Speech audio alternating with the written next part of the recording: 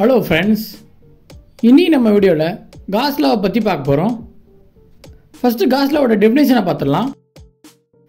It is defined as the electric flux through a closed surface is the sum of all charges inside the closed surface divided by the epsilon naught.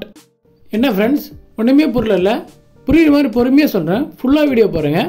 First cos லாவோட short form பார்த்துருவோம். Short form பார்த்தீங்கன்னா net electric flux equal to charge enclosed by epsilon naught. So இப்போ electric flux என்னன்னு பார்ப்போம். Electric flux என்ன பார்த்தீங்கன்னா rate of flow of electric field through a given surface. அதாவது ஒரு open சர்ஃபேஸில் எவ்வளோக்கு எவ்வளோ எலக்ட்ரிக் ஃபீல்ட் லைன் அந்த சர்ஃபேஸை பாஸ் ஆகுதோ அதை தான் நம்ம எலக்ட்ரிக் ஃப்ளக்ஸ்னு சொல்கிறோம். ஸோ எலக்ட்ரிக் ஃப்ளக்ஸை பற்றி நான் தனியாகவே ஒரு வீடியோ போட்டிருக்கேன், அதை பாருங்கள். ஸோ காஸ் லாவில் என்ன சொல்கிறாங்க பார்த்தீங்கன்னா எலக்ட்ரிக் ஃப்ளக்ஸ் த்ரூ க்ளோஸ்டு சர்ஃபேஸில் சொல்கிறது தான் காஸ் லா. இப்போ நம்ம க்ளோஸ்டு சர்ஃபேஸை ஒரு பாக்ஸ் எடுத்துப்போம். ஸோ இந்த பிக்சரில் பார்த்தீங்கன்னா electric flux inside the box பார்த்தீங்கன்னா 0, ஏன்னா சார்ஜ் பார்த்தீங்கன்னா வெளியே இருக்குது. ஸோ எலக்ட்ரிக் ஃபீல்டு பார்த்தீங்கன்னா பாக்ஸ்க்குள்ளே போயிட்டு வெளியே போயிட்டு ஸோ எலக்ட்ரிக் ஃப்ளக்ஸ் 0. ஸோ இந்த பிக்சரில் பார்த்தீங்கன்னா சார்ஜ் பார்த்தீங்கன்னா பாக்ஸ்க்குள்ளே இருக்குது, அதாவது எலக்ட்ரிக் ஃப்ளக்ஸ் இருக்குது. ஸோ இப்போ இந்த ரெண்டு பிக்சரில் பார்த்தீங்கன்னா செகண்ட் பிக்சரில் தான் அதிகமான எலக்ட்ரிக் ஃப்ளக்ஸ் இருக்கும், ஏன்னா சார்ஜ் அதிகமாக இருக்குது. ஸோ சார்ஜ் அதிகமாக இருந்தால் அதிகமான எலக்ட்ரிக் ஃபீல்டு வரும். ஸோ எலக்ட்ரிக் ஃபீல்டு அதிகமாக இருந்தால் அதிகமான ஃப்ளக்ஸ் வரும். ஸோ அதை தான் காஸ் லா சொல்கிறாங்க. ஸோ எவ்வளோக்கு எவ்வளோ சார்ஜ் அதிகமாக இருக்கோ அவ்வளோக்கு எவ்வளோ எலக்ட்ரிக் ஃப்ளக்ஸ் அதிகமாக இருக்குன்னு.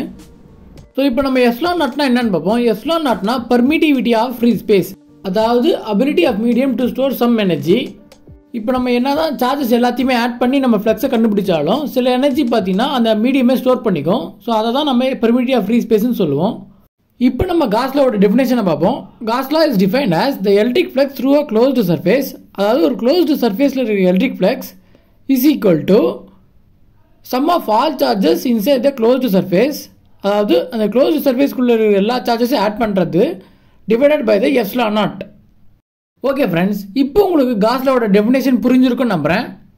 ஸோ இப்போ காஸ் லாவோட ஃபார்முலாவை பார்ப்போம். ஸோ காஸ் லாவோட ஃபார்முலா பார்த்தீங்கன்னா electric flux equal to Q by epsilon naught. So இதுதான் காஸ் லாவோட ஃபார்முலா. ஸோ ஓகே ஃப்ரெண்ட்ஸ், இந்த வீடியோ உங்களுக்கு பிடிச்சிருந்தா லைக் பண்ணுங்கள், ஷேர் பண்ணுங்கள், சப்ஸ்கிரைப் பண்ணுங்கள். தேங்க்யூ.